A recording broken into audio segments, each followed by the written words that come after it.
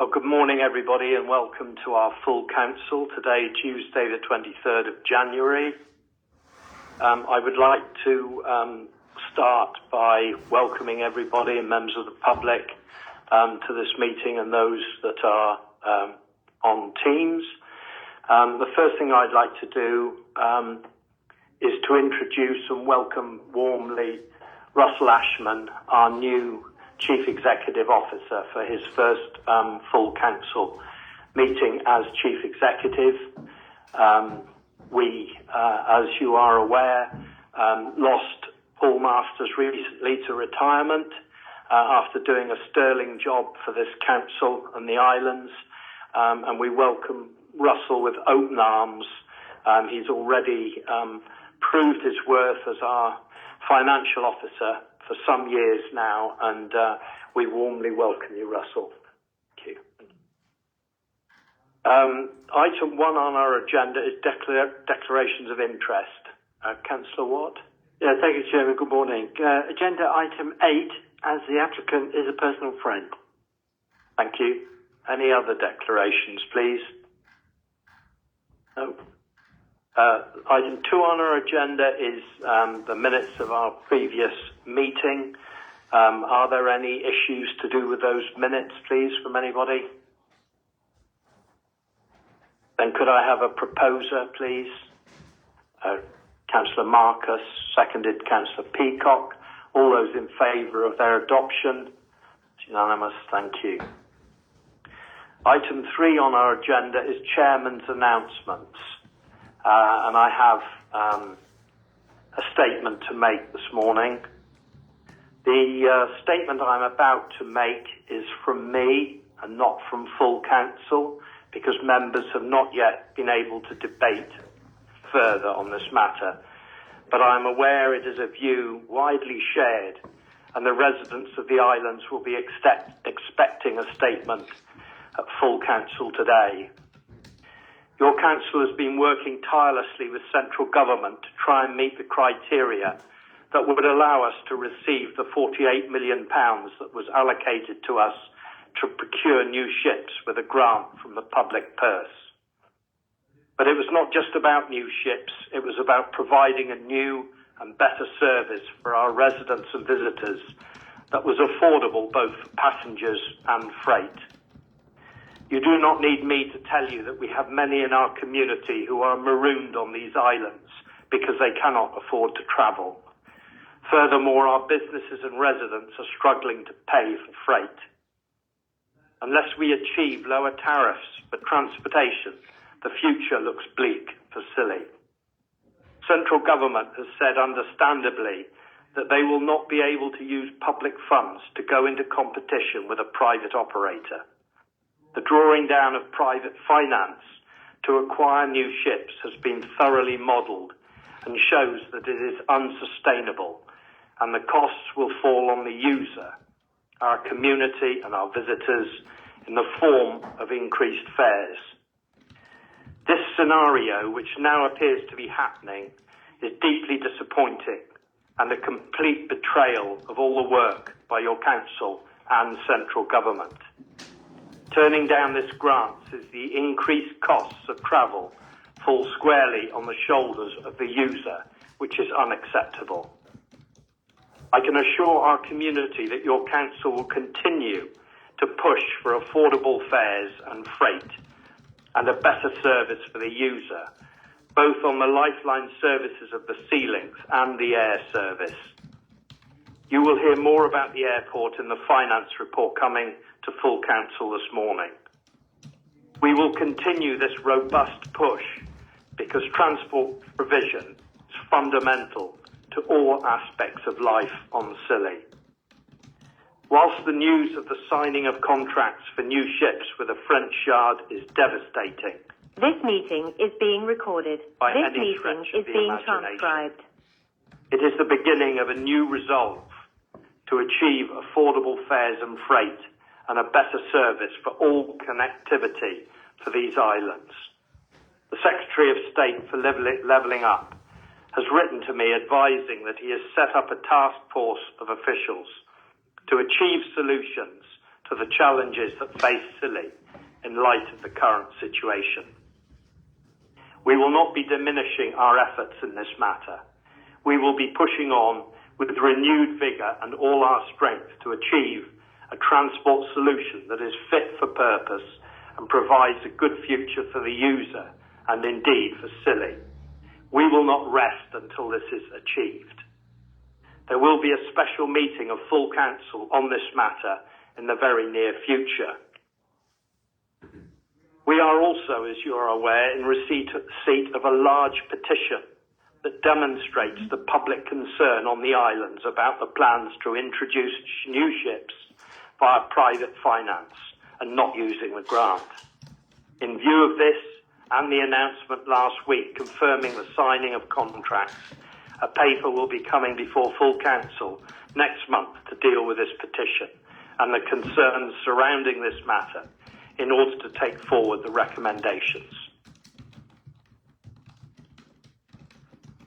Item 4 on our agenda is questions under Standing Order 14. I have none. Item 5 is to consider reports from committees and draft minutes for information. I have none. Item 6 is to consider motions in accordance with Standing Order 12. I have none. And item 7, urgent items, I have none.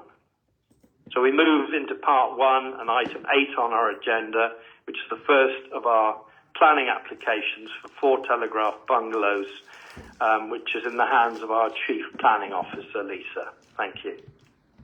Thank you, Chairman. Good morning, everyone. So this application is brought to members as the applicant is an elected member of this authority. Members will note that this application is retrospective and the structure is already in place. A summer house building was the subject of pre-application inquiry where guidance on permitted development rights was provided. While such a structure would generally require planning permission, there is no issue with the principle of erecting an outbuilding within the garden of a property. The structure as constructed, however, was built as habitable space with a bedroom, living room and bathroom and has been used as a self-contained dwelling, with the severing of the rear part of the garden with fencing. Such a use is not considered incidental to the enjoyment of the dwelling house and therefore should be subject to planning. And this application is for the intention to create the space as an annex for the use of visiting friends and family as an extra bedroom. Policies of the local plan are supportive of annex accommodation where there is a need. As you'll note from the report, the application is recommended for approval on the basis that no external harm has been identified and subject to condition to ensure the annex is only occupied as ancillary accommodation to the main dwelling at number 4 Telegraph bungalows. Sorry. Lost my space. Although the applicant has confirmed they have occasionally lived in the structure, it does fall below space standards as a self-contained dwelling. The location of the structure to be retained as an annex does not present any particular design, amenity or landscape harm issues, but the severing of the rear of the garden to create a dwelling in its own right may give rise to a degree of harm, both in terms of the wider character of the conservation area as well as harm to neighbouring amenity. On the basis of the scale of the building to be retained and the restriction on use and occupation, the application is recommended for approval. Thank you. Any questions? Thank you. Councillor Marcus, please. Yes, thank you. I've had quite a lot of comment about this application informally, but I know from the report there's been no reps about it, so there's been nothing official being put in from neighbours or the members of the public. Lisa, can I ask you to kind of define ancillary? What does that mean in practice? It means you can only occupy it as part of the household. You can't rent it out to a third party. So friends and family could stay in it. You're not making an income, it's just incidental. So, and it's not self-contained. The flat we have is not self-contained. It hasn't got a kitchen in, I know. Yeah, that's correct.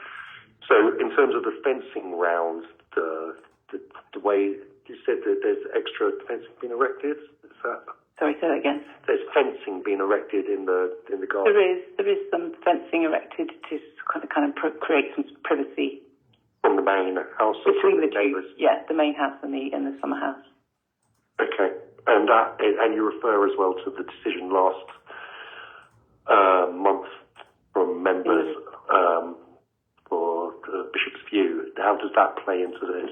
Well, just in terms of the justification provided as to why a family might need a spare bedroom, the decision in November was perfectly fine with, non-permanent residents of the household who don't reside permanently in the house being a legitimate reason to extend the property with an extra bedroom. Thank you. I'll leave it there. Any other members? Thank you. Councillor Mumford, please. Thank you, Chairman. Am I right in saying that he can't let his bungalow out as well to visitors? There's nothing to stop a person renting as long as it's a single dwelling. The issue arises if you occupy the summer house and the main house as two separate households. So there's nothing to stop him not being there and renting his house out. Right. Thank you. Thank you. Councillor Dean, please. Yeah, thanks. As far as my understanding is it's just an extension of the house, but it's just a bit removed. That's what you're saying, isn't it? Yeah. Yeah. So much as it's disappointing that it's retrospective, particularly from an elected member, I don't know what the ins and outs of that are, but as far as the actual application goes, I don't really have a problem with it. So I'm quite happy to propose the recommendation to grant permission. Thank you. Is there a seconder for the proposal, please? Councillor Sims. All those in favour for approval? That's unanimous, I think. Thank you. Thank you, Lisa. The next item, item 9, is the planning application for Island Fish on Briar. Your paper again, Lisa. Thank you. Yep, thank you, everyone. So this application is brought to members as the applicant is related to an elected member of this authority. The proposal does not include any further alteration or enlargement of the existing building, but seeks material change of use that would allow a mixed use of seafood processing, the selling of ancillary produce, and a cafe to permit the selling of prepared food to be consumed at the site. The business does already provide picnic benches for the convenience of visiting members of the public, and these will be used as the external cafe. The application states there is no intention to expand on the scale of the business, and only these existing picnic benches would be used for the cafe. There is a toilet within the existing shop area, and no concerns have been raised from consultations or neighbouring residents. Given that ancillary seafood produce is already sold to visitors to take away, no particular harm that cannot be controlled by condition has been identified. A condition is recommended to ensure hours of operation do not harm the amenity of the area, but subject to this, the application is recommended for approval. Thank you. Councillor Marcus. Yeah, I can't see any issue with this application. It's just tidying up what they're doing already. Just the hours, you've got hours in the condition. Those aren't going to clash with any licensing hours. Don't want to create a... They haven't got an alcohol licence at the moment. I understand they will be making an application for a licensed alcohol, but licensing don't prescribe opening times. I think the application would ask for opening times with alcohol. The applicant has confirmed to me that they would only sell alcohol when they're serving food. And I will propose the recommendations. Thank you. Councillor Legg. I just wanted to make sure that the sewerage is appropriately sized for any expected additional use. So we haven't consulted South West Water because they are proposing to increase what they're doing. So they haven't. They're not proposing new toilet facilities, new water consumption at the site. So we haven't consulted South West Water. They would have to make sure any increase is acceptable from a sewerage perspective. Thank you. Happy to second. Okay. Thank you. So we have a proposer and a seconder for the granting of this application. All those in favour, please. It's unanimous also. Thank you very much. Thank you very much, Lisa, for your report.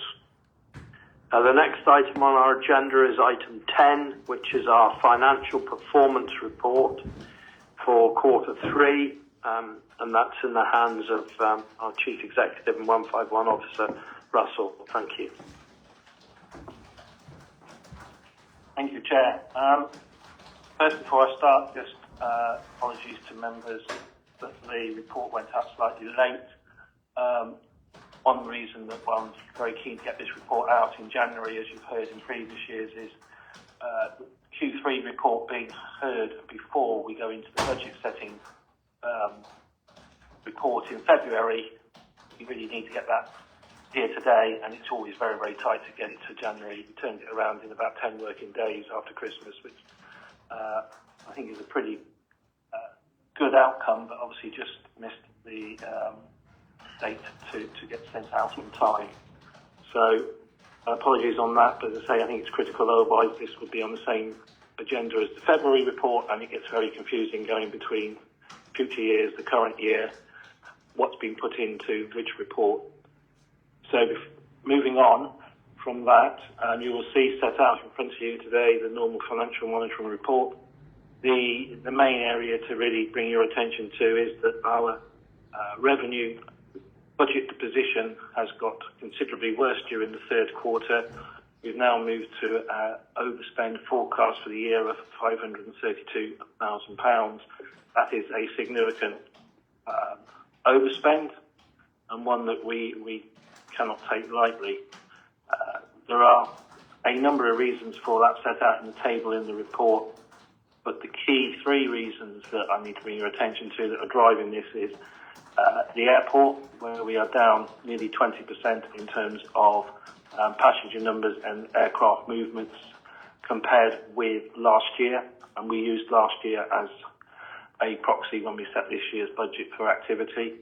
So we're well down on last year, and I have had to look back, and considering where we were, say, in 2019, we are well down on that sort of level of activity. So the airport activity is significantly lower than we put in the budget. That's causing a significant overspend in the region of about £300,000. So the net overspend of 530 is a significant element.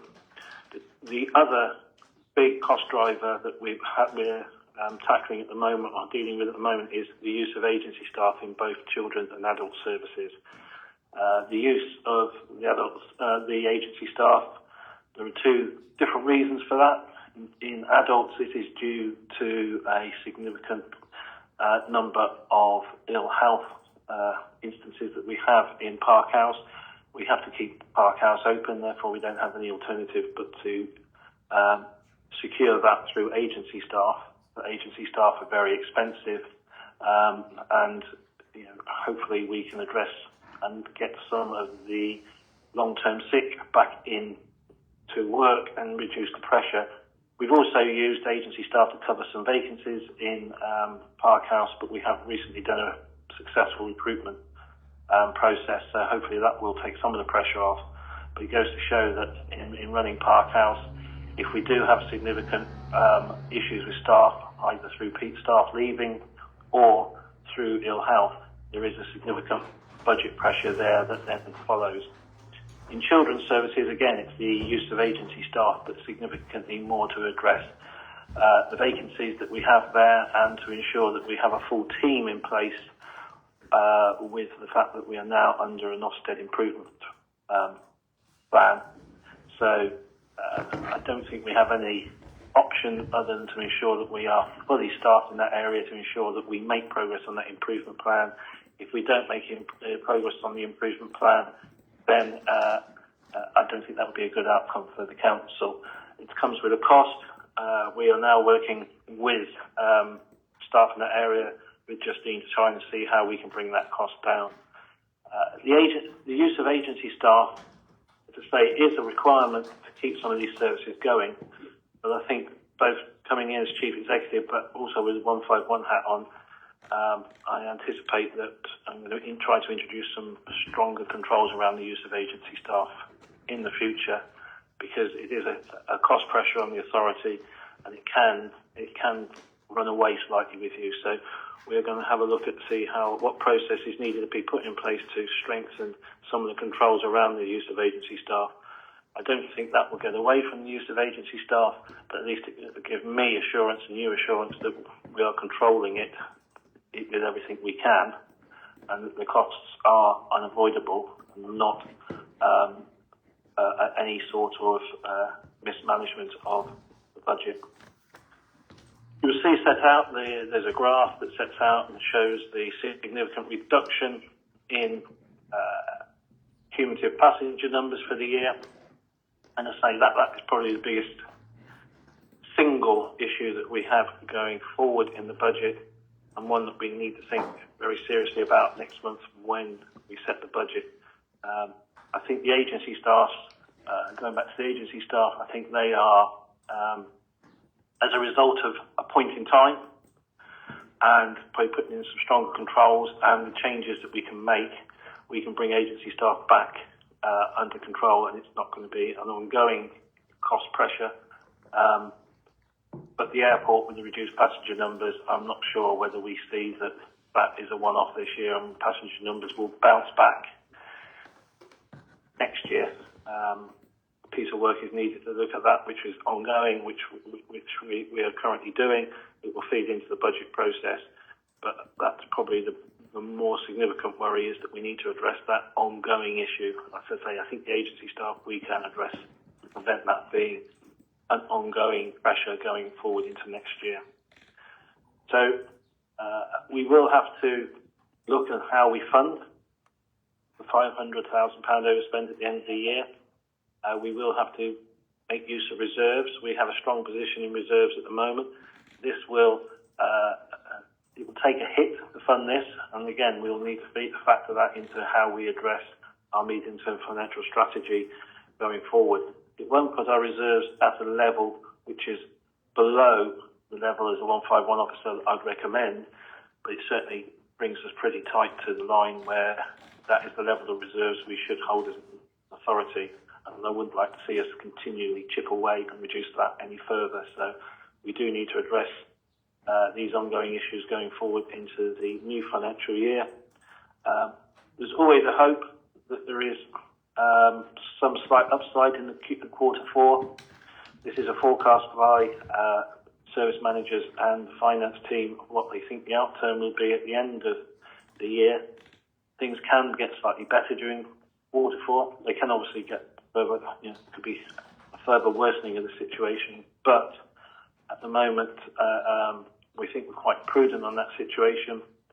We hope that there is some upside in Q4, and sometimes during March there is additional government funding that is distributed, which we have made good use of in previous years, and it helps offset forecast overspend. So fingers crossed that we may get some more government funding this year. Moving on through the report, to say that is probably the main piece that we need to bring your attention to today. The capital programme is performing very well this year. Anyone who's looked at the capital programme and the monitoring in previous years will have seen that we're always well below delivering the capital programme we put in place. This year, at the end of quarter three, we've spent 69% of the programme. Okay, it's not quite 75%, but in the past we've been down in the 30s or 40s of the three-quarter year. Significantly, the programme is dominated by some bigger items this year, which is probably some of the reason. The climate adaptation city project, which is coming into its last phase, and has spent significantly the budget set aside. We've also purchased the various properties, the Bosun's, Locker and Kirklees, which have been significant expenditure, and the work on Park House is well progressed at the moment. So again, some significant spend, meaning that we're on target to have a spend very close to what the capital budget was set at the beginning of the year. The main projects are set out as we go through the report. I'm not going to comment on those, other than the Go EV is obviously completed, but it's just in the final throes of financial completion, and will be closed out in due course. Climate Adaptation City, as I said, is in its final phases. It's progressing well, but we just need to look and ensure that that project completes without any undue financial pressures on the council. I say that because being involved in large projects in the past and other authorities, it's that last phase that sometimes just runs away a little bit. You need to just ensure that the project is closed down and nailed at the end quickly and effectively. Council tax collection, business rate collections are all doing really well, as is our collection of water rates and sundry debt and rent. So nothing really to bring your attention there to. The water rates balance is reducing over time. It's significantly longer period to collect than we originally anticipated, but some of that is due to the fact that we had 2.5 years of restrictions in collecting debt due to COVID. There was a government restriction that we were not allowed to actively collect debt for a significant period. When that was lifted, there was a significant backlog in the various tools you use, i.e. either the magistrates' courts or collection agencies had such a significant backlog, it has taken a significant period of time to get things back on target. We will be reviewing that towards the end of the year and see how much of that will be fully collected.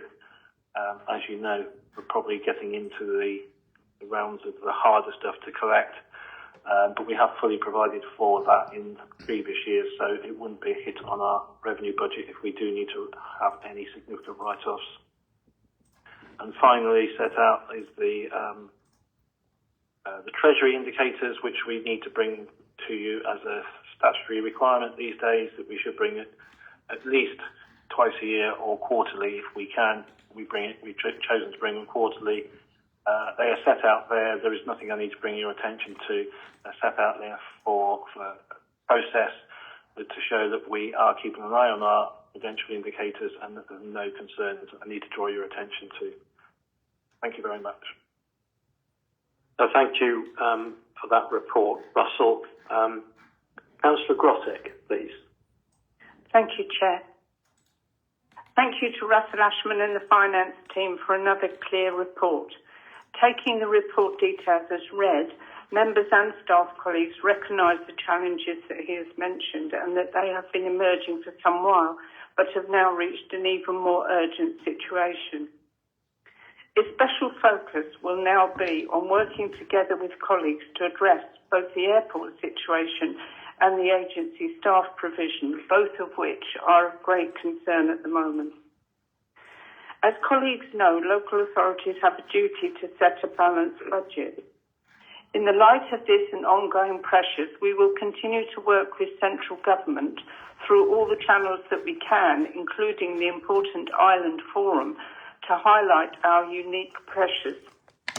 These have been accepted, as noted by the Chair, when the Isles of Scilly were designated a Priority 1 area for levelling up transport grant funding. It is tragic that we might lose this opportunity, which would have been so pivotal to our ongoing economic viability. Thank you. Councillor Mumford, please. Councillor Sims. Okay. Well, a couple of points, really. The adults, the social care budget, the social care budget for many councils has actually driven a number of them into bankruptcy. So, sort of not unexpected for us to have this issue as well. And I think this illustrates why, when we can, we need to maintain a healthy reserve, because this is what the reserves are for when we get a situation like this. One thing I would say, just in terms of the report, and I think it's a very clear report, but we sort of base all this, when we get to this January meeting, we have to base on this on the last 9 months. And I just think it might be useful to have the court report from the previous year, so you can just sort of see an annual trend. I mean, that's sort of something and nothing really would be useful. And regarding the airport, looking at this graph, Now, it was a problematic year for the airports this year. I mean, the helicopters had issues, but that was sort of June, July, August. But if you look at the actual cumulative figures, which don't quite give you every month figures directly, but there is a definite downward trend, which in part is a weather aspect to it as well, but in part I think must be down to suppressed demand, which again would come back to prices, and it all comes back to the transport issues and how we need to resolve that. And well, that was it really. Thank you. Thank you very much. And while following you speaking, I would just like to thank you, Councillor Sims, for all your work that you're doing to help us with the transport. You've been absolutely pivotal in all this, and thank you. Councillor Mumford, please. Yes, Park House is a concern. We do have some people on long-term sick. We've got we had got the agency down a bit, but then it went up again. We have recruited 3 new full-time staff, which seems to be working out well. And there has just this lately, there's been a sick bug, and I think every single person in there has gone down with it, including me, all except the residents, actually. Yes, it is a concern. And the airport as well. I'm sure we'll have more discussions on that later. Thank you. Thank you. Councillor Roger, please. I just wanted to say, I'm sorry. It's if you look at the figures there for the agency staff, it's quite a staggering figure that we spent £657,000 on agency staff so far this year. Airport-wise, I know we've got a meeting tomorrow, but just here at full council, I do believe that we need a route and branch review quickly of the airport operations. Increasing fares and fees above inflation, I don't believe is the answer, and goes against exactly what our chairman said in his opening statement. We need affordable fares, and we don't need to add to that issue. We need to be minded, I think, on the figures we're being shown here, that there was severe disruption this year due to strikes, work to rule, and weather. And those will have had an impact on these figures. It would be really useful, I think, if our transport provider would provide us with the flip side on the passenger numbers for the ship, so we could look at those in tandem with the airport to see, primarily from a displacement point of view and from a tourism point of view, as to whether we have a serious decline in numbers or we just have a shift in movements from airport to ship. For whatever reason, those 3 reasons, and I'm sure also the affordability reason as well. I welcome the meeting tomorrow to discuss the airport in detail, and we'll move it on from there, hopefully. Thank you. Councillor Peacock, please. Yeah, following on from Councillor Rogers' comments, I'd like to propose an additional recommendation onto this financial report that basically states that the council are to undertake, as per Councillor Rogers' suggestion, a route and branch review of the whole airport, including staffing and everything else. Just review the whole lot, make it much more formal, and that then comes back to full council as reported upon. I know there are subcommittees working on this, but I think it's such an important aspect, especially when you consider the Harland and Wolff situation we now face, with another operator coming in, potentially with a fast ferry, which is obviously going to have the possibility of removing even more numbers out of the airport. I think this is a red line for me, that we need to be doing much more in terms of review. I understand there are meetings external, but I just think full council needs to come back as an urgent item. Thank you. Councillor Marcus. Yeah, just looking at the, firstly looking at the agency's costs in Park House, I noticed there's additional income to Park House as well. Is that going to keep growing through the next quarter? Is that slightly offset the agency costs? Yeah, there is additional income which helps offset some of the increased cost, and is actually one of the drivers, can be a driver for increased cost if you've got increased people using Park House. You do need to make sure that you are start up to the maximum all the time as well, but you do get the additional income to help offset that. We forecast forward with the service manager what we think the income will be for the fourth quarter, and going back to that comment by Councillor Sims earlier, we do use last year's Q4 also as part of our forecasting forward this Q4. So we do use that as one of the tools to try and ascertain what we think the final outturn will be. Whether the income continues on greater than Q4, it's a difficult one to forecast, as you will probably quite understand that changes in the users of park house is quite frequent. We can't control that, and whether those people coming in are self-funders or people that we fund completely, that's not something that we can control as business, like a business would, and we can't control how long people are in park house for. Oh, sure. And and I also kind of agree with Councillor Rogers' point there. I think we need more. Yeah, I would agree. We need more data about why the numbers are down, whether it's to do with environmental effects or industrial relations. We need to be fully aware of the situation before the council agrees to subsidise private operators with any more public money. Yeah, don't disagree with that. Work is already ongoing. The analysis has been done, and we will be sharing that with members as part of the budget process over the next few weeks, because I say it's a critical part of. It's probably the one piece of the jigsaw in terms of setting next year's budget, and the medium-term financial plan that we need to address is the airport. Everything else, I think, we've pretty much nailed down now. We'll be working on that with yourselves and bringing that report back as part of the budget report in February. Thank you. Councillor Sims.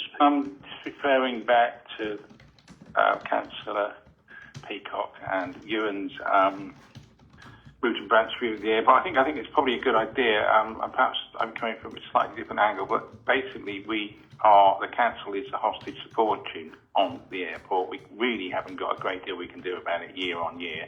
And year on year, it's certainly never, ever going to come close to its covering its capital costs. And at the moment, revenue costs seem to have gone down the plug hole. So I think we do need to do this root and branch view and see if we can make any efficiency savings and get a comprehensive report on it, because at some point we're going to have to get help on the airport, and this is data we're going to need to demonstrate that, because I don't think the council can continue running the airport in the current situation for anything more than the very short term. And just referring to the quarter thing, I clearly realised that you incorporate quarter four from last year, and it was just from. I was just looking at that, and it would be just nice to, from my own perspective, to see the whole full year. That's all. Thank you. Thank you. Councillor Grottick. Thank you, Chair. I'd be quite happy to second a formal recommendation that Councillor Peacock has made, because I think that piece of work is on the table anyway, and it's just a question of pulling all the various threads together. But I wonder, it seemed to me this year that an increasing number of flights were being transferred to Tresco, and I realise there may have been reasons for this differentiation in the kind of aircraft at one point, I believe. But I wonder if the Chief Executive would like to make a comment about the effect that has had on the landing fee income, please. Thank you. Yeah. I can make a comment. We've done quite a bit of analysis I think the members are asking for, and part of that analysis does give us some of the answers to the sort of questions being asked. I can say that, having looked at the costs over the last 5 years, costs have only risen at the airport in line with inflation. They're absolutely spot on with the government, Bank of England's inflation figures. If you go into their calculator and see what prices have increased since 2018, our prices our costs of running the airport have stayed absolutely within inflation. It is the activity that has gone down. We have gone down by 3% in cash terms of our total income over 5 years. So rather than keeping pace with inflation, which is about 25% over 5 years, it's gone down 3%, and that's all due to reduced activity over that period. You've already announced and made comment over what some of those activities are, but there is also, as Councillor Grottig said, a significant number of people are now flying direct to Tesco, and that is having a significant impact on our airport. How do you reduce the cost on the airport? We can have that discussion, but to be licensed with the CAA and to operate an airport 6 days a week, 8 o'clock in the morning to 5:30 in the evening, it's almost a fixed cost. And it's the volume that's coming through is not covering your fixed cost. That is the issue. Now, do you change, and how do you change that? That's a discussion that is probably not for today's meeting. Thank you, Russell. Before I come to you, Councillor Peacock, I would just like to comment that this is actually, as you know, our Q3 financial report. I can assure you as chairman that tomorrow at our full airport meeting, we will make sure that what follows from that will come back to full council for full debate on the airport. If you're happy with that, we'll leave it at that. If you still want to make a recommendation supported by Councillor Grottig, then you're absolutely welcome to do so. But I can assure you that the airport is pivotal, and that's why we're meeting tomorrow to discuss the next steps and to start a full review. Well, given that, I'm happy to go with your recommendation. I have one more question of Russell. Section 8 on the water rates collection performance. There's an amount. Brilliant that you've got it down from 120 in April, 120,000. Can I just clarify the mechanisms that the council use to recover that debt, please? Yeah, predominantly the debt is pursued through Cornwall Council's debt management team, which is part of our agreement for them to deliver the financial services under the collaboration agreement. Tools that they use, they obviously do a significant proportion of that themselves. They do chase down and have a team that chases down debts outstanding by ringing people and writing to people and etc. as you would normally expect.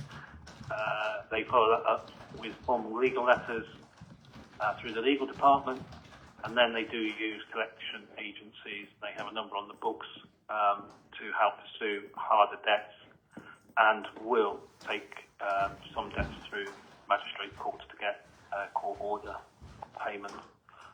So it's fairly robust. They have a number of tools that they use.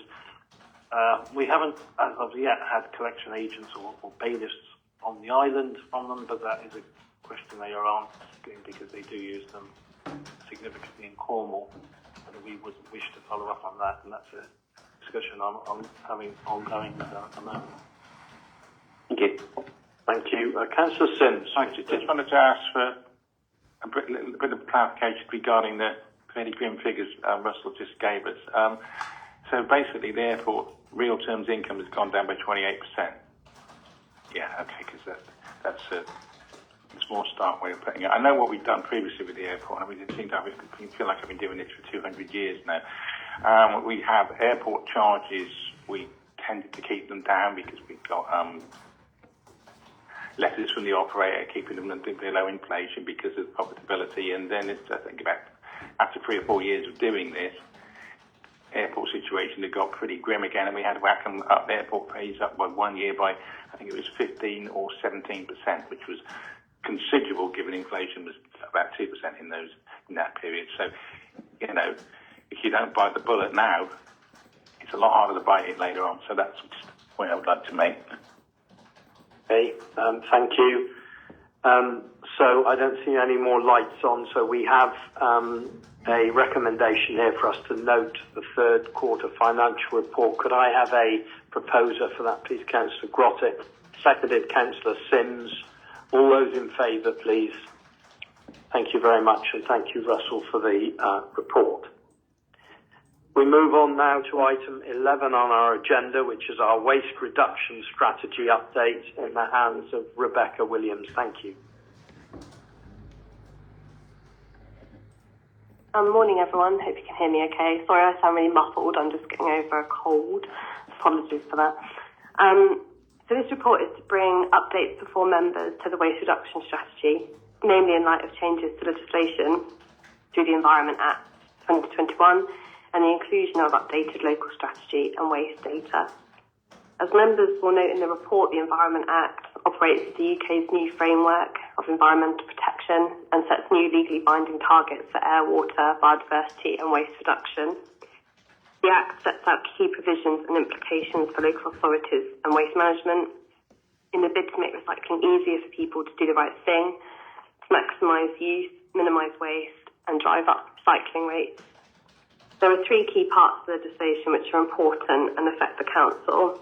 Firstly, simpler recycling, which sets out requirements for all local authorities in England to collect the same waste streams for recycling or composting from households, to include paper, card, plastic, glass, metal food waste and garden waste, and for all non-household premises to make arrangements to have the same set of recyclable waste streams, with the exception of garden waste collected for recycling.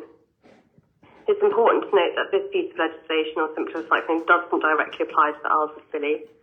However, we will be affected by these national changes in direction of travel for waste management as it happens across the country. Simpler recycling is in line with the Council's waste reduction strategy and targets set in the Corporate Plan and Climate Change Action Plan. Ensuring our services remain aligned to the rest of the country is important when it comes to achieving best value through future waste disposal contracts. The other two areas of legislative change which do apply to the islands are on extended producer responsibility, also known as EPR, and the deposit return scheme, also known as DRS. Officers are working closely with DEFRA to understand the impact of these changes on the Council services and how waste is managed across the islands, and a further report will be brought back to members in due course. The recommendations are set in this paper that members approve amendments to the waste reduction strategy, which is provided in Appendix A, and members note the legislative changes in the Environment Act, and the further report on these changes will be made available to Council as soon as more detail is available. Thank you, and happy to take any questions. Thank you, Rebecca. Councillor Legg, please. I thank the officer for their report and thank you for coming in today. You're not feeling very well. We're midway through the period of this strategy and it seems a sensible time to review it and update it. I think the updates are fairly straightforward and explanatory, and I will propose them at this point, but look forward to any questions from other members. Thank you very much, Councillor Legg. Councillor Sims. Yeah, I'm happy to second it. It's a very good report. I have a question on the EPR and the deposit scheme. Now, the EPR, it's a far better idea, but government to make the people that produce packaging pay this cost because it's just a taxation and it reduces packaging. But the issue I have with us, presumably, local authorities government will pick it up, will be reimbursed, probably on a per capita basis, which doesn't do us a great deal of good. And if there's any way of getting your foot in the door, first of all, say, well, okay, per capita doesn't work here because half of our waste is produced by the 4,000 extra people we have. And the other thing is the deposit return scheme, and I know this has nothing to do with this, we haven't got any powers on it, is it seems to have worked extremely badly in Scotland, and it may well be the case that it's going to be extremely problematic here, but it really is the EPR thing I think is important. Get our foot in the door, tell DEFRA that this is not going to work for us unless you take into account that we have numbers that are not covered by our council tax base. Thank you. Thank you very much. So I have a proposer and a seconder for the report. All those in favour, please, of the recommendations, please show. Thank you. That's unanimous. Thank you very much, Rebecca. And while you're sitting there, you have the job of the next item as well, please, which is our proposed waste service changes. Over to you. Thank you. Thank you. The purpose of this report is to present to members the national legislative changes that affect future mainland waste and recycling disposal pathways available to the Council. The report details investor-safe proposals to change the way the Council collects and manages recycling across the islands, moving towards better segregation. By improving the segregation of recycling, the Council is able to seek better value disposal contracts and increase its recycling rates in line with the Waste Reduction Strategy, Corporate Plan and the Climate Change Action Plan. As I mentioned in the previous report, the proposed service changes also bring the Council in line with nationwide legislative changes on simpler recycling. The biggest impact for the Council will be its ability to access affordable waste and recycling disposal contracts in future. Recommendation 1 of this report is for members to approve the proposed service changes in light of the legislative requirements and future service sustainability, which includes supporting residents and businesses to further segregate recycling by introducing additional streams to be collected separately by March 25, extend the current service to include glass, provide new reusable containers for recycling to enable better segregation, provide containerisation for the off-island sites, and invest in a new vehicle on St Mary's which is capable of collecting materials separately. The Council's waste disposal contract for disposal of residual waste and recycling at mainland facilities expires in March 2025. As so, officers are required to review this contract and pursue best value. The options for future waste management are provided in the report with a supporting commentary.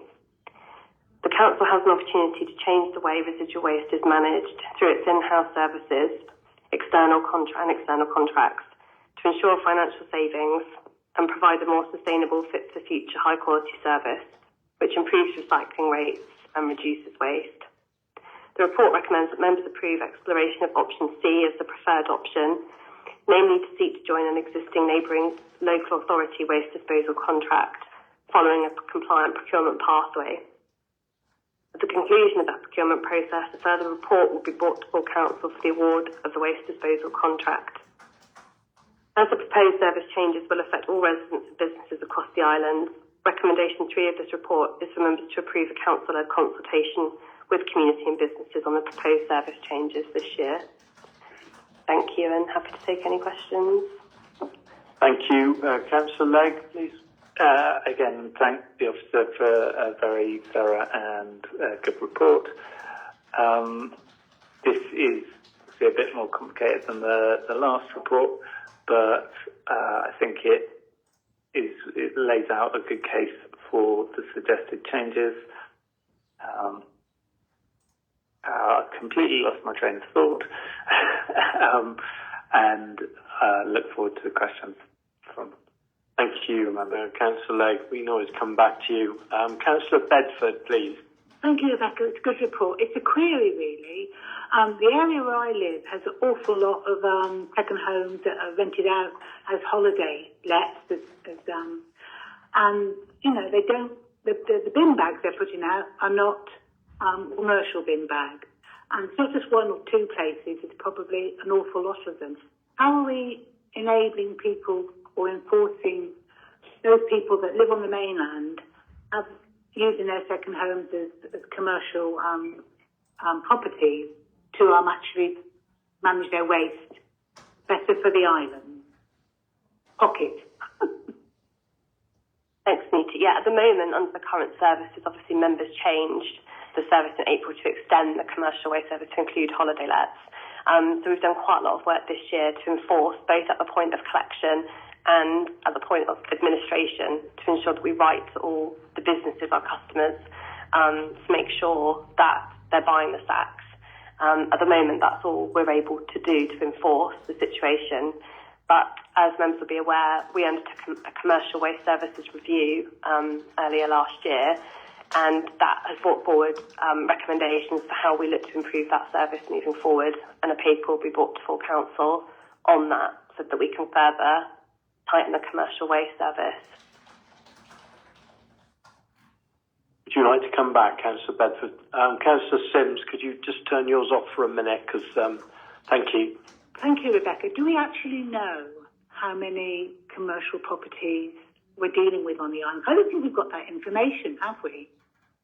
We have got that now. We've done a piece of work last year with Cornwall Council to share the data information on who our customers are, who are the commercial waste customers of the councils.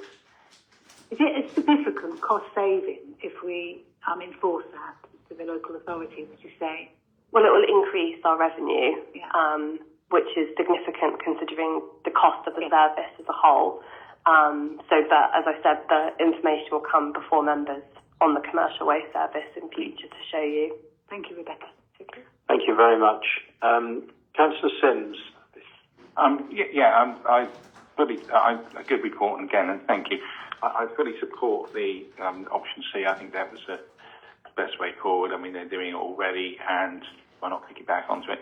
And that's going to be tendered for, presumably. I just wondered, taking everything to the mainland as well, does that come up to tender at some point as well? Because I know we have additional options now that perhaps we didn't have last time, and I think there's potentially a very big saving there for us. I just wondered if what's the timeline on that, or when can we possibly do that?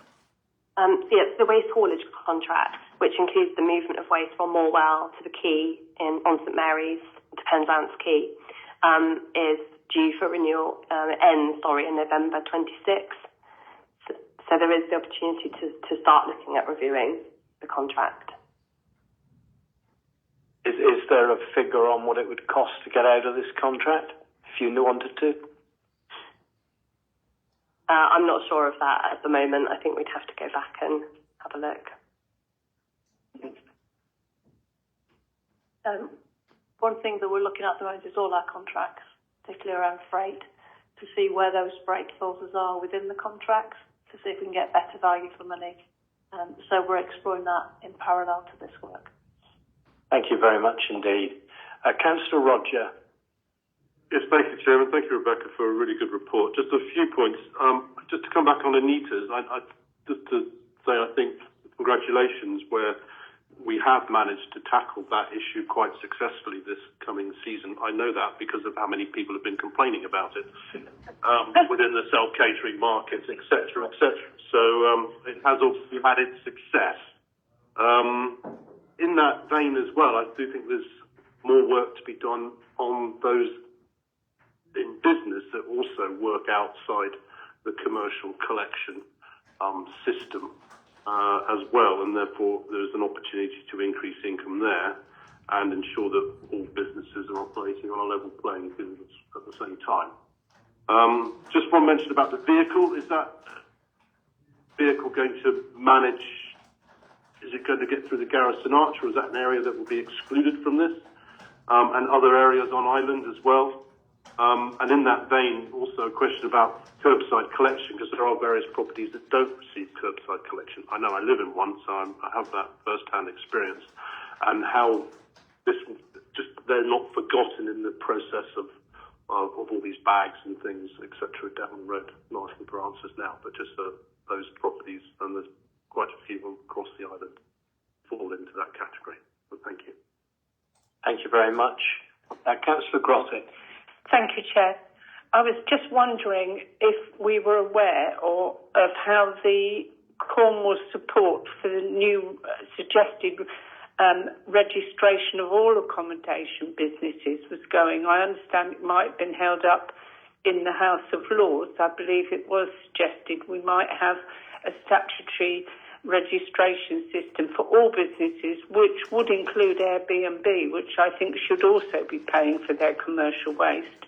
I thought that was a very good initiative going forward, but it seems to have been stalled at the minute.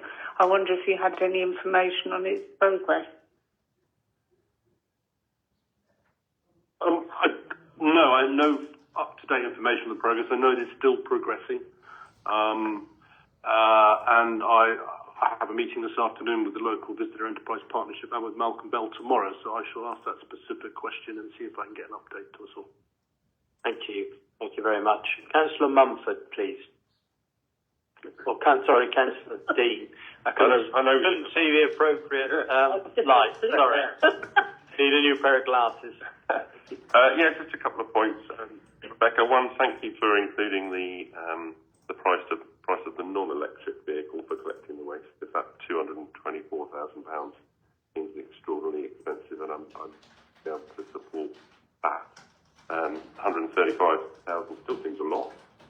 I guess it is what it is, but it's a lot less than the other one. So thank you for that. And the other point was I raised with you before about the rationale for doing collections of glass rather than using the bottle banks, and you explained it very well, and I'd like you to do that again if you can, if you remember how you did it. Yeah, I'll give it a whirl. So basically, I think the point of simpler recycling is to try and encourage as much recycling as possible for residents to make it easier for everyone to recycle. The bottle banks at the moment present a barrier to some people because you have to take your glass jars and bottles. First of all, you've got to store them in your house somewhere, take them to the bottle banks and deposit them yourselves. That creates a barrier for people. Secondly, we know we're going to lose the Bring sites at the rear of the town hall when that redevelopment work takes place. So provisionally, we're looking at the Racabite to store those on. Of course, that creates challenges because there's actually not that much space down there, what with the boat park and everything else. They're not the most sightly of things. And moving them further out of town for people in town makes that, again, more of a barrier to be able to access them. The other issue with Bring sites, which we know, is that some businesses use them to dispose of their commercial glass jars and bottles, and therefore it's challenging for council to ensure fees and charges for glass disposal is applied at Morwell, because if we were to do that, then people will use the Bring banks even more, and they are at a cost to council to remove and empty, because we can't do that in-house. We have to pay a third party to do that for us. So there's a few reasons for introducing the glass collections, which I think I've popped in the report as additional. Hopefully that explains, similarly to how I did at the presentation we had. Thank you. Councillor Marcus, please. Yeah, sure. Just to talk about the vehicle, that's the cost for a new vehicle, brand new, custom made or off the shelf? I believe so. We might have to make some adjustments to the vehicle in order to make sure it fits the purpose for our services. Okay, and that's going to be the only one we have for collections here. That's going to replace the dust cart, if you like. Well, it's going to be in addition to. So this vehicle will enable the segregation of recycling to be collected at the curbside and allow for that service to be extended in future if we so wished. So on the vehicle are multiple pods for recycling. Yep. So both vehicles, I'm just trying to think about, because we talk about changing the way we pick up waste, and that's going to affect everyone on the islands, on St Mary's, and the off-island as well, because there'll be different containerisation there. But so on St Mary's, that will mean there'll be 2 dust carts going round, doing collections, and possibly more traffic with that recycling truck as well, because it's smaller, because it's got smaller containers for each thing. Is that right? Yeah, well, the containers are better than what we've got now because they enable compaction of material, which is important. We're still trying to iron out the finer details, whether we can get a vehicle that will also collect residual waste as well as all the recycling. That's not common practice. Normally, you just have a vehicle for your recycling and another vehicle for your waste collections. So we're still trying to bottom out these pods and to which we will have them, if you like. But it could be that, we have to run a waste collection vehicle alongside as well. Okay, fine. Just sort of, just going back to the Environment Act 2021, that applies to the Isles of Scilly. Is that correct? Some elements of the Environment Act apply. Okay. So the simpler recycling doesn't apply because of the section of primary legislation which it hangs on. The EPR payment changes for waste management and the DRS, deposit return scheme, do apply. Okay. Because they sit under a different piece of legislation which does apply to the islands. Fine. So I'm totally happy with the simpler recycling stuff, because that means we can look into cheaper contracts, because everyone else, it applies to everyone else. So therefore, by us doing it, we can hook into cheaper contracts on the mainland and save money for us. Okay, so that's the justification, as well as it being the right thing to do. That's the financial justification is driving that. What else was I going to say? In terms of the off-islands, that containerisation, how is that going to affect them? I think the proposal to look at investing in additional containers at the waste management sites. So the containers we're proposing for everyone will suit the off-island residents and businesses. At the moment, the majority of the off-islands, with the exception of St Martin's, have to take all their waste and recycling to their local Bring sites, which they do already. So it would just be a case of emptying them into suitable containers at the waste sites. At the moment, the current setup is using big dumpy bags, essentially, which are hooked onto supporting frames, and the materials are just kind of put in sacks. We just need to work with our final waste contractors and the community through the consultations which we're proposing to make sure that that still fits the purpose. Okay. And the last question I have, it talks about joining in with an existing neighbourhood local authority. What does that mean, join in terms of contracts? What does that? The ability to join an existing local waste authority contract. So it could be partnering, working through the contract legally to see whether or not we're able to send our waste to their disposal facilities on the mainland. Okay, so it's quite a wide definition of join. I'm just trying to see what I'm agreeing to here. It's like that join seems a bit kind of vague, really. If we do decide to do stuff, is that coming back to members, or are we? Yeah, it does say in the report that will come back, the report on the new waste contract. Essentially, we have to go back and do the work to understand exactly what the implications are for the council of doing so. Can we follow a legal procurement compliant route to get to where we need to, and then present those findings back to members? Okay. And the award of the waste contract, because of the value of it, will have to come before members also. Yeah. Okay, thank you. Thank you. Councillor Bedford, please. Two quick queries, Rebecca. I don't know if you else listened to Radio Cornwall this morning, but they were doing a waste. They were actually at the waste centre, and they were talking about waste and all about the things that we're talking about here. Can you fine people if they don't recycle, if people throw everything together? Some local authorities are able to do that, yeah. No, in Germany they do. I lived in Germany. So, because I was looking on your, some people are putting waste, some quite dangerous waste in some of the bags, and that's actually not good for our operators to be handling this. And I just wondered how that was being managed. And the other thing was on, they're doing, picking up on Dan's point, is that they are actually doing fortnightly pickups in Cornwall, so it brings less traffic, going around the island. Is that a consideration here to do fortnightly, apart from food waste? I think in future, if we were able to segregate food waste out, possibly. But of course, the council, as part of its commercial waste collections, collects from a lot of small, medium-sized self-catering holiday lets. So the impact on them of a fortnightly waste collection may not work. That's something to consider, I suppose, for council in the future. If food waste collections were something which we were to extend to, then we may be able to look at a fortnightly waste collection and a weekly recycling collection. Surely you just make commercial collection weekly and residential fortnightly then? Yeah, potentially.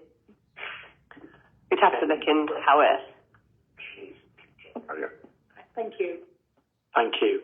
Councillor Legg, please. Thank you. So the point I was going to make earlier, which I forgot, is related to the point that Councillor Marcus was bringing up. Scilly is, as we know, very small, and we suffer from a lack of scale. And when it comes to our waste, I don't think we are special in any way. Our waste is pretty much exactly the same as everyone else's waste. And to put things in perspective, we are a population of 2,100. Even if we say that over the course of the year that's effectively doubled, that means we're about the same size as the parish of St Just and Pendeen. So if we were to look to join Cornwall and their waste contract, we're effectively another small village at Penzance Harbour. It just makes sense. And in order to do that, we need to do what they do and collect waste in the same way that they collect waste. So it just makes sense. We are too small to have a bespoke solution. Having said that, we do need a bespoke vehicle. And the sort of question of how that vehicle is fuelled, I would sort of remind members that we have agreed to aim to be carbon neutral by 2030. So to invest in a vehicle now which does not meet that ambition is questionable. Thank you, Councillor Legg. Councillor Dean, please. You use the word bespoke, Harry. Absolutely terrifies the life out of me, because every time we have anything bespoke on the island, it breaks down and we can't get anyone to repair it, and it ends up being just a white elephant. So I would caution very strongly that we don't have, or we have as little bespokeness, if that's a word, as possible, so that we can get something off the shelf that can be repaired readily and easily.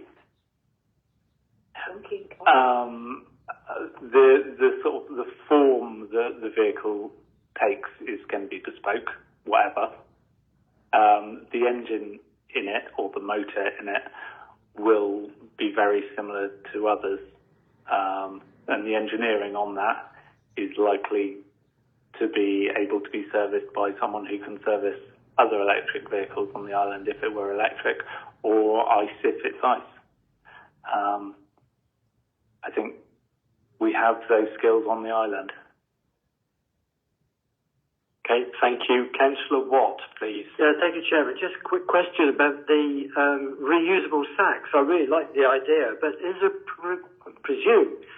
assume rather, there's a provision for people who live in multiple occupancy sites, flats, for instance, which might have difficulty in storing those?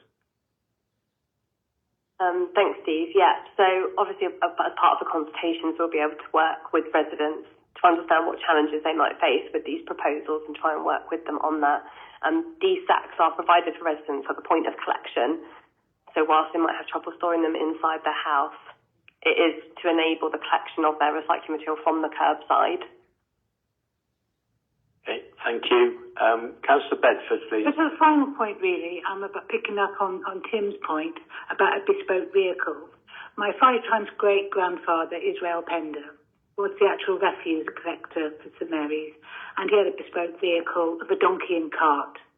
And he had an allowance of 1 box of matches a year. So there is actually, opportunity for looking at this very differently. Thank you for that, Anita. Right, we have recommendations in front of us for this item. Could I please have a proposer?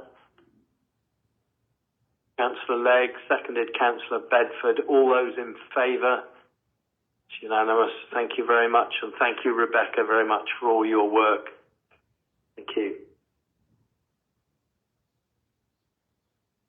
Right, the last item under Part 1 is item 13, registration fees for the period 1st of April 24 to 31st of March 25 in the hands of Tom, our head of policy. Excuse me, Tom. Senior moment. Thank you, Chairman. So these are the registration fees for the period 1st of April 2024 to the 31st of March 2025. The statutory fees are unchanged. All other fees are proposed to go up by a figure of 3.5%. That's the inflation figure that we're using. The schedule is set out in the appendix. Thank you very much. Thank you. Councillor Dean, please. Yeah, just a quick point, Tom. You said paragraph 4, the fees are rounded to the nearest pound. I would like to suggest you round that up to the nearest pound, because there are some that are below, and I wouldn't think it's cost us extra. I know it's only a tiny amount of money, but it just makes sense to me. Would the Section 151 like to come in on that? I've fastidiously gone down or up, based on rounding. Would that be acceptable, or is that something we would apply to the other fees in February? I think it's something we need to review, because the word rounding is very clear what it means. If it's above half, it rounds up. If it's below it, it rounds down. So when you say round up, I don't think if it's £3.20, we should be rounding up to £4. Unfortunately, I just don't think that is quite the appropriate way to use the word rounding. We can review the fees and charges to see whether we think they're also appropriate, because this sets of fees and charges and is suggesting we uplift them routinely by a figure for inflation, and we do that rounding up or down as appropriate.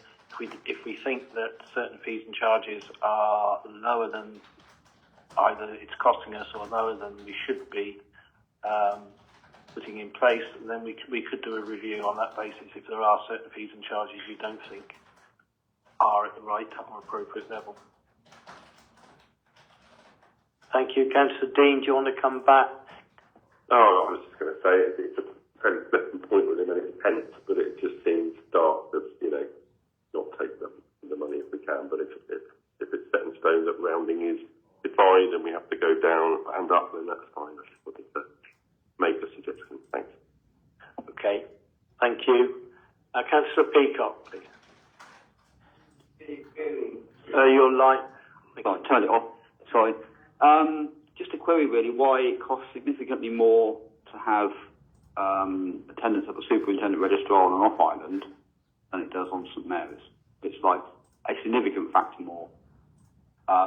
Is this probably for now? It's just a question. Because obviously that affects off-island businesses that want to put a marriage ceremony in. Yeah, it's to do with the amount of time it takes to get the officer there and the amount of time it takes. There's an opportunity cost which is a lot higher if you need to be on an off-island than on St Mary's. I agree, it's not equivalent, but it does reflect the time it takes and the time away from other GCs. Okay, thank you. Councillor Legg, please. I completely agree with Councillor Peacock. It's about 50% higher for off-islands, £204 higher, which is a lot more than just the boat fare, and I appreciate the time involved, which is realistically 15 minutes either way on the boat, plus perhaps 15 minutes either way walking or transport on the other side. So it's an extra hour. So I guess we're paying our registrars a lot.